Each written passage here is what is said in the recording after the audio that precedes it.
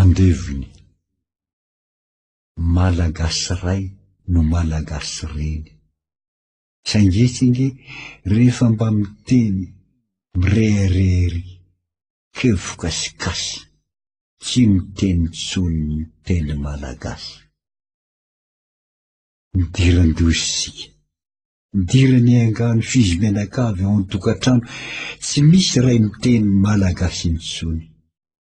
Vo zanaky ny hafa hatrany anaty fony. Raha sendra zay mpamangy miteny malagasy, izy menakavy ndreo mangasy asy.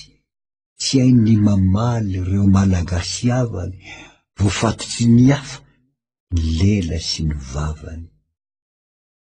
Raha miteny gasy, zay miresaka aminy, raisiny mihitsy olona ambaniny. Miteny ny voahiny no ataony lazany, fa mahamenatrahy zato teny razany. Zay ny zava-misy iainantsika eto. Inona ny toyiny? Ahoana sy ahoana? Hoy mamaly rehefa atsoazy, de hono sisa ny teny malagasy. Ny andro avy angamba aoka ho teneniny, tsy ho lazaina tsotra tsy afeny peniny. Ny gasy de ando, ny azy zay tsy levony, ny vahiny andi, ny tombony andevony.